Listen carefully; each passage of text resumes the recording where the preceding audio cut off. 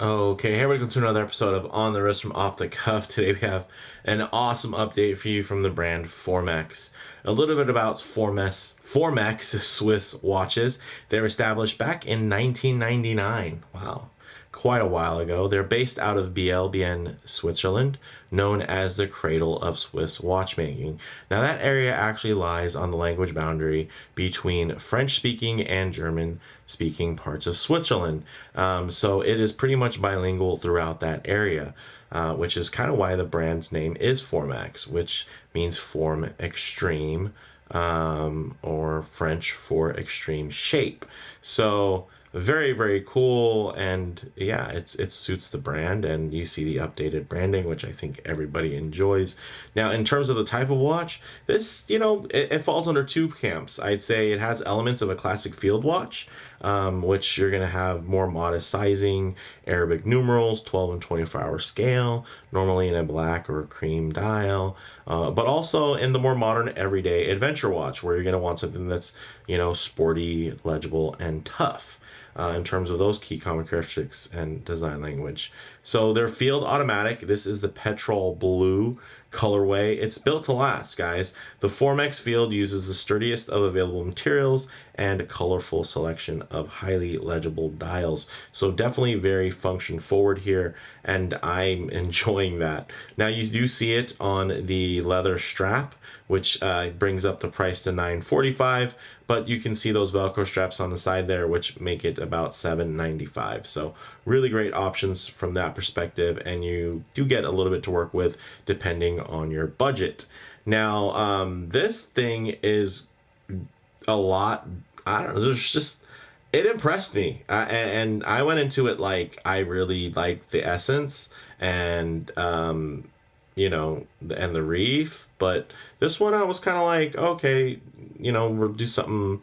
They're going to do something more kind of, I guess, within that available kind of, okay, let's strip it down, but still be Formex, make it very affordable. I wasn't sure how that was going to work out. And I'm like very pleasantly surprised that it came out so good. Like this, I think other brands take note, do this. If you have really great like $1,000 and $2,000 watches, like come out with something like this for under $1,000, and you're just going to make people want to become collectors of your brand. And that's what Formex has really done here.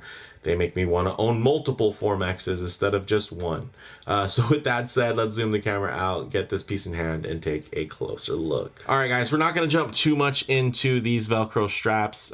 They are very cool. And I think, with smartwatches and stuff, the nice thing is we're starting to see traditional watch brands really catch up.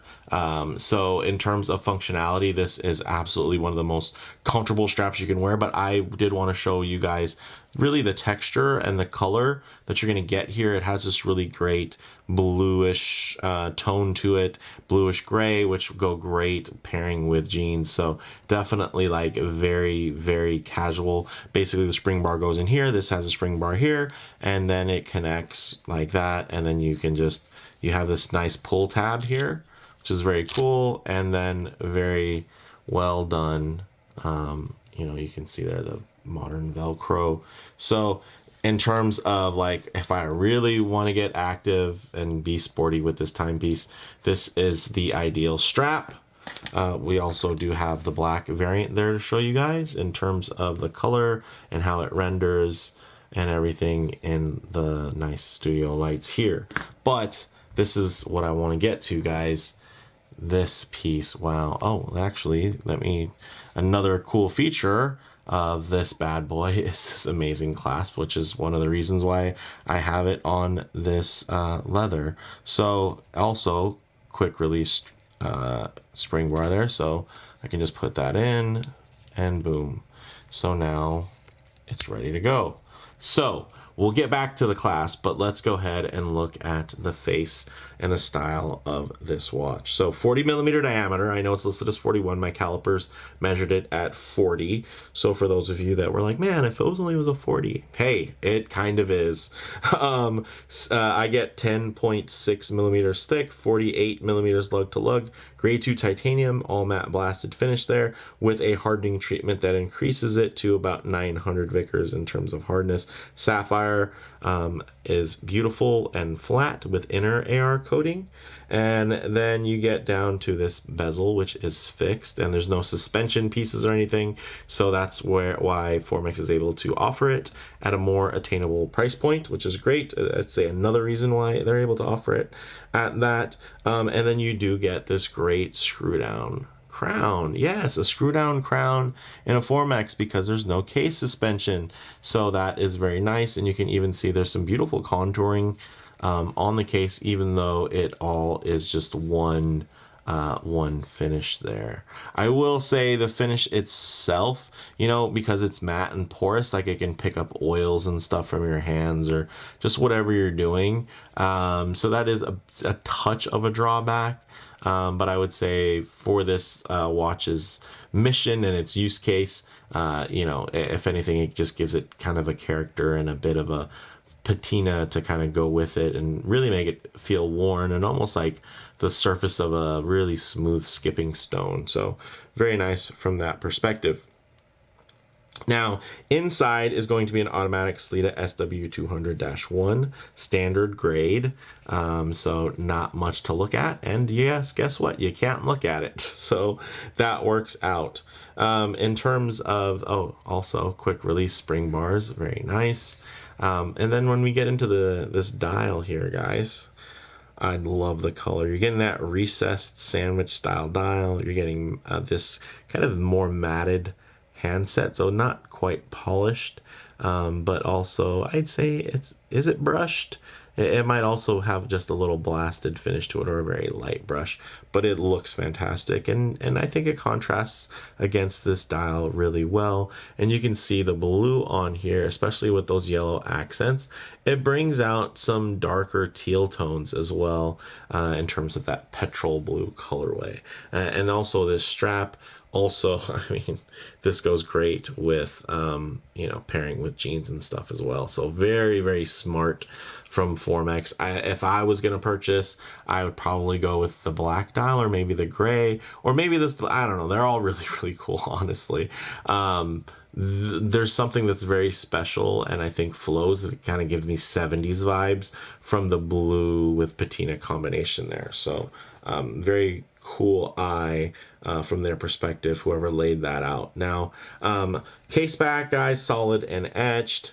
And then old radium super luminova, so that loom will actually still glow quite bright, which is great. And then in terms of this screw down crown, it actually enables you to get 15 bar or 150 meters of water resistance or 500 feet. Yes, that is quite water resistant.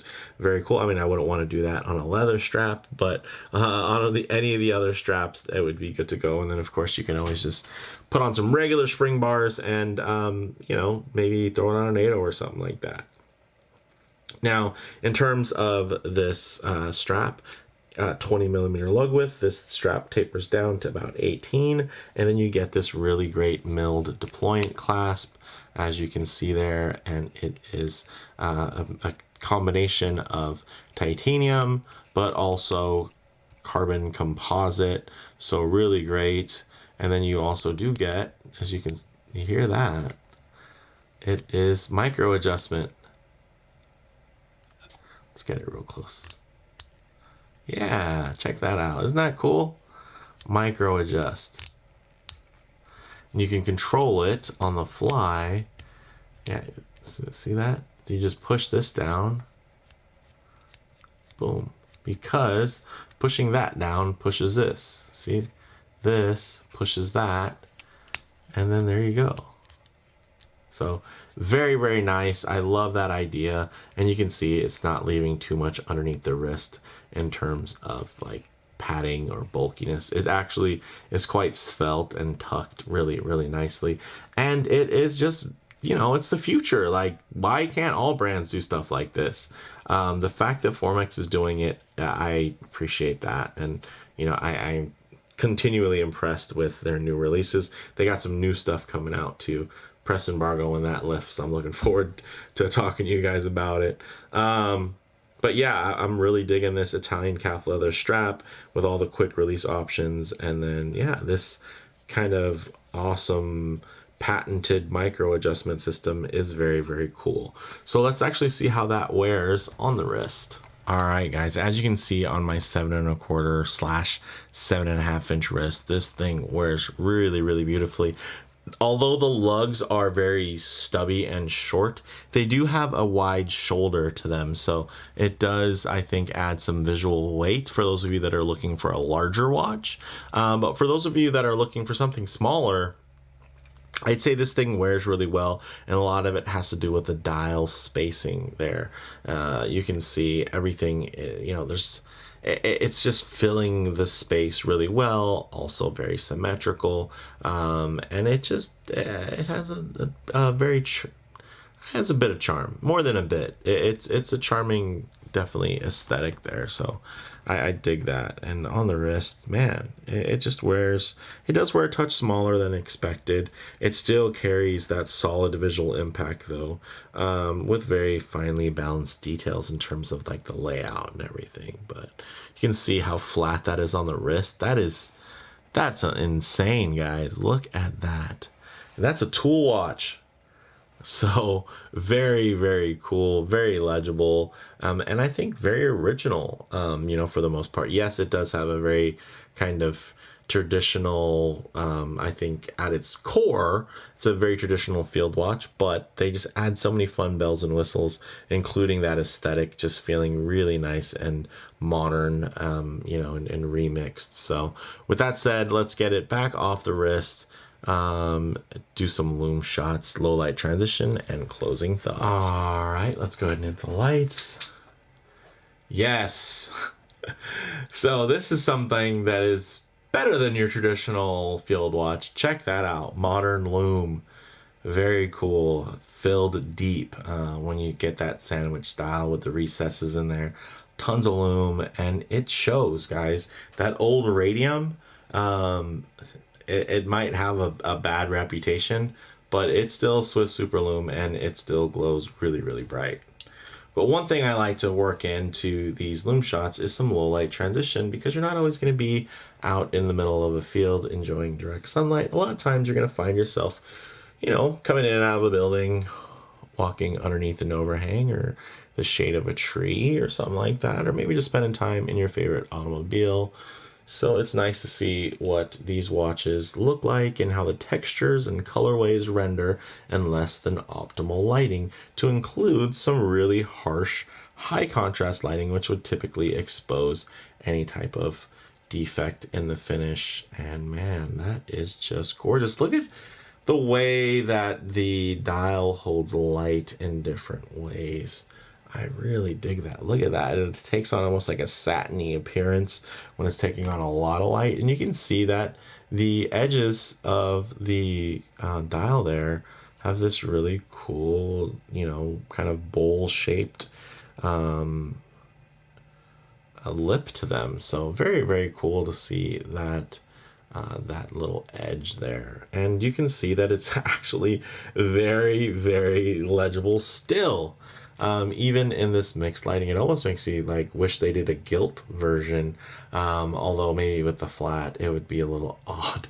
But yeah, there's just something about this blue. I think it just, with these warm mustardy tones, it really looks good. And I'm typically somebody that when it comes to faux tina, I like to make it, you know, more kind of on the ivory side. So the fact that they've been able to kind of draw me in with a little bit more of a yellowy kind of mustardy color, I mean, clearly they know what they're doing when it comes to mixing these color palettes. So guys, model variants here, you're getting, there's this blue, there's black, there's green, there's gray, there's purple. Yes, purple. So check those links out. Now, in terms of comparable models, there's a ton of great Swiss-made field watches around this price point, and even below this price point. But there are very few that I think are comparable in terms of technology and specs to really match against the Formex Field Auto. Like this thing is pretty fully loaded, and I'm very, very impressed. So bottom line here, you're getting this ultra capable and clearly premium timepiece that really won't break the bank. So kudos to Formex for offering something, you know, on the more affordable end of the spectrum as well. So very, very cool. With that, if you guys liked the video, please do it like, and if you haven't already, please subscribe for more content just like this. Thanks, guys.